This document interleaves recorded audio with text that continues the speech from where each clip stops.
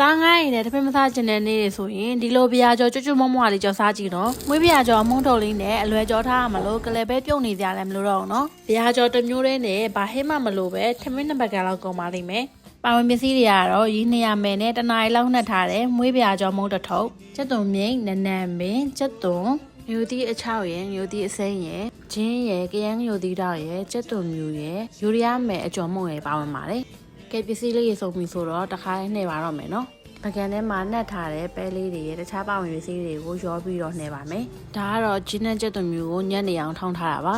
မွေးပြီးတော့ဆက်အောင်လို့ယူလီယာကကရမ်းမျိုးသီးကြောက်လေးတွေညှက်ထည့်ထားပါတယ်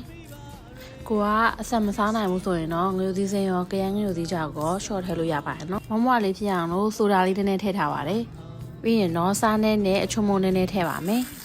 ထောင်းထားတဲ့ကျင်းချက်တို့မျိုးကိုအရင်ညှစ်ပြီးတော့အဖက်တွေလည်းထည့်လိုက်ပါမယ်နော်ပြီးရင်တော့ရေလေးနည်းနည်းထည့်ပါမယ်ရေအရင်များသွားရင်လည်းအရင်ပျော်သွားတဲ့လိုရေကိုချိန်ဆပြီးတော့ထည့်ပါနော်အားလုံးကိုသမသွားအောင်တေချာလေးနှည့်ပေးပါမယ်နော်ခဏလောက်နေပြီးသွားရင်တော့အသင်းကြော်ဖို့ပြရကြော်အစာလေးရပါပြီအရင်ဆုံးစီပူတက်ပါမယ်နော်စီကများများလေးထည့်သုံးထားပါတယ်ပြီးရင်တော့ယူလီယာမီယာတဝက်လောက်နဲ့သုံးထားပါတယ်ဝေးသွားအောင်လို့ငူတီအချောက်တောက်ကိုအရင်ဆုံးကြော်ပြီးတော့ပြန်ဆင်ထားပါမယ်နော်ပြရကြော်ကမကြွသေးခင်ကိုထည့်ထားတဲ့အစာပလာရေးကြောင့်အရင်မွေးနေပါပြီ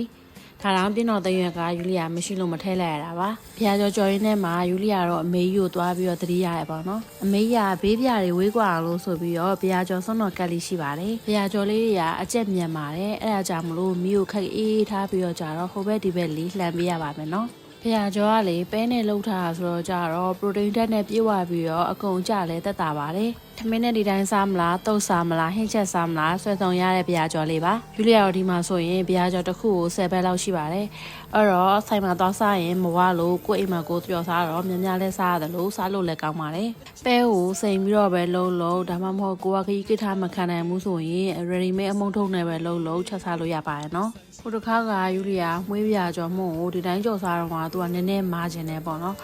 အဲ့တော့အခုယူလီယာဆက်ထားသလိုအချိုးလေးနဲ့ဆက်ပြီးတော့စားကြည့်ရောဒီတစ်ခါကပို့ပြီးတော့အဆင်ပြေပါတယ်ကဲစကားလည်းပြောနဲ့ပြာကြော်သွားလိုက်တာအကြော်လေးလည်းရပါပြီနော်ဟောဒီယာပြာကြော်ပူပူလေးပါရှင်ပြာကြော်လေးကကျွတ်မွားပြီးတော့အနမ်းနဲ့တင်သေးရွာပါတယ်ယူလီယာပြာကြော်ရင်အထက်ကအသားတွေအရင်မကြက်ရင်တိတ်မကြိုက်ပါဘူးချိုးကြပြာကြော်ကအခွေးကကြီးပြီးတော့အထက်မှာအစာတွေမကြက်တာလည်းရှိတတ်ပါတယ်သမင်းပူပူလေးကိုစားလေးစီလေးစမ်းပြီးတော့ပြာကြော်ပူပူကျွတ်လေးနဲ့စားလိုက်ရတာအညာမှာတော့အတော်ငယ်ကအကျော်နဲ့သမင်းခွန်ကျွေးတာကိုပြန်သတိရပြီးတော့အလွမ်းပြေသွားပါတယ်ပါဟင်းနဲ့စားရတာအင်းနေပြီဆိုရင်တစ်ခေါက်လောက်တော့ပြာကြော်လေးကြော်ပြီးတော့ဒီလိုတက်လိုလေးစားကြည့်နော်ထမင်းပူပူလေးကိုပြာကြော်လေးမြုပ်ပြီးတော့ငရုတ်သီးတောင်လေးကိုက်ပြီးတော့စားလိုက်ရတာတကယ်ကိုနှက်တုတ်တာပါပဲနော်